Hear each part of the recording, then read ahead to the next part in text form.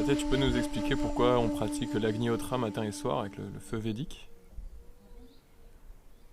Euh, En fait, la voie d'accès pour nous, en tant qu'occidentaux, hein, je parle, la voie d'accès au Veda est pas aisée parce que c'est un chemin qui est très très ritualisé et qui en Inde est tenu par les brahmines, qui sont la classe des prêtres, qui depuis leur très jeune âge sont baignés dans le sanskrit, dans les mantras.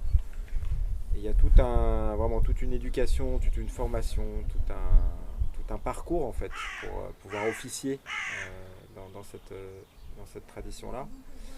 Et du coup, il y a des maîtres au fil des âges qui ont actualisé cette tradition pour essayer de la rendre aussi accessible à plus de personnes. Et il y a un des aspects qui nous est venu de cette tradition millénaire, parce que c'est vraiment, les Védas, c'est ce qu'on connaît de religion plus ancienne dans l'humanité, c'est l'Agnihotra, qui est vraiment un des rituels de base qu'on trouve dans la tradition. Et, tout le travail avec le feu, qu'on appelle Agni dans les Védas, c'est vraiment au cœur de cette religion qu'on pourrait appeler solaire, parce qu'en fait, à travers le feu, on honore la lumière du soleil, on honore la conscience solaire, en fait, puis l'éveil du soleil intérieur, l'éveil de la conscience en soi. C'est vraiment un des plus anciens yogas. Et l'Agnihotra, c'est une manière très très simple d'avoir accès à cette sagesse-là, d'avoir accès à l'énergie du soleil. Et c'est faisable par tout le monde. Ça demande une petite discipline parce que on fait ça le matin vraiment pile au moment du lever, du premier rayon, et puis au moment du coucher, le dernier rayon de soleil. Et c'est des moments vraiment particuliers où il y a un prana, les anciens disent qu'il y a un prana très subtil, très très qualitatif, qui pénètre normalement, qui baigne en fait la planète de, de, à ces deux moments très précis.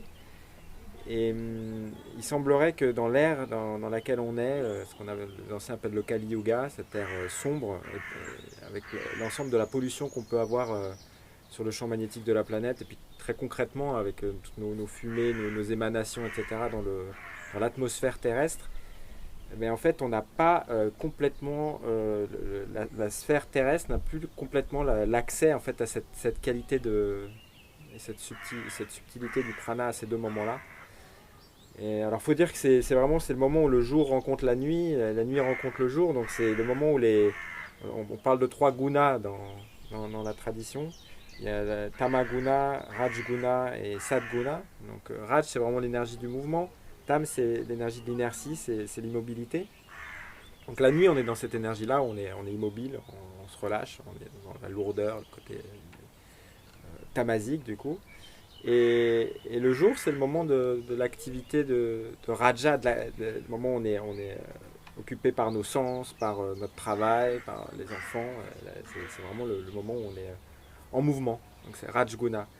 Et, et ces deux moments de la journée, c'est le moment où Tama et Raj, en fait, entre Tama et Raj, il y a ce qu'on appelle Sadguna, c'est entre le mouvement et l'immobilité, il y a une fine ligne, c'est Sadguna. C'est cette guna sadvique nous amène vraiment dans cette sensation d'équilibre profond. Et nous met en contact, du coup, dans ce moment du lever du soleil et du coucher soleil, du soleil, avec cette notion d'équilibre en nous, cette très très très fine ligne qui, voilà, qui nous permet de voir la rencontre des polarités finalement en nous. Et on la manifeste à travers ce feu-là. Du coup, on reconnaît le feu, la lumière du soleil à travers ce feu. On fera une petite offrande à ce moment-là avec un mantra particulier qui va invoquer ce type d'énergie, l'énergie de la purification, l'énergie de la transformation, l'énergie nutritive, transformatrice de la lumière solaire. Et, et voilà, ça prend 10 minutes lever, 10 minutes coucher, donc c'est très très court. Mais c'est le moment exact qui fait qu'on va rouvrir comme un vortex grâce à ce feu, cette offrande, ce rituel.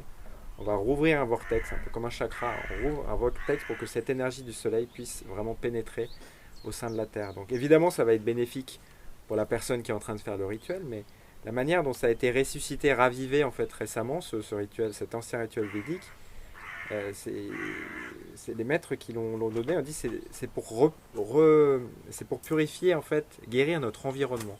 L'idée c'est qu'on va guérir, redonner accès à la planète, à cette qualité de prana, et nous vivons sur la planète par voie de conséquence, on va avoir accès à cette énergie de guérison. Mais l'idée c'est guéris d'abord ton environnement, et naturellement toi, en tant que membre, partie intégrante de l'écosystème, tu vas bénéficier de ça. Mais la manière dont ça a été donné, c'était guérissez l'environnement, vous serez guéri. Et c'est ce qui m'a beaucoup touché en fait dans cette pratique, c'est que voilà, j'étais forcément touché par les questions environnementales, d'écologie, etc. Et je me dis mais qu'est-ce qu'on peut faire pour ça? Parce qu'à part arrêter l'eau quand on se brosse les dents, quand on vit dans une ville, c'est pas forcément évident. Et c'est pas toujours des questions que le yoga tel qu'il est enseigné aujourd'hui adresse de manière très concrète. On travaille sur nous, sur notre équilibre, notre paix d'esprit. Et c'est sûr que si on pollue moins le champ quantique de nos pensées néfastes, c'est une forme d'écologie. Mais comment on peut agir physiquement, comment on peut agir vibratoirement sur le vivant, sur l'écosystème global, c'était une vraie question que j'avais et à laquelle l'Agnihotra répond vraiment pleinement. Et pour avoir visité des lieux où c'est un lieu qui est entretenu quotidiennement depuis plusieurs années, j'étais sur un lieu, ça existe depuis 25 ans, déjà à 20 km avant d'arriver sur le lieu, on commence à sentir le changement de vibration et la qualité de présence à laquelle on peut goûter sur ce type de lieu, c'est vraiment phénoménal.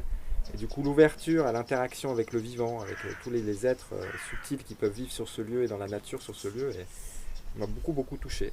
Donc c'est une pratique moi, que j'essaie de pratiquer autant que je peux au quotidien et que j'invite les gens qui sont aussi en rapport avec nos trainings ou qui ont envie d'aller vers un mode de vie plus équilibré, justement, d'intégrer ça dans leur vie, parce que c'est une manière très très simple de rétablir en fait un lien conscient avec le feu qui est à l'intérieur de nous et qui est la base en fait de tout le chemin du yoga.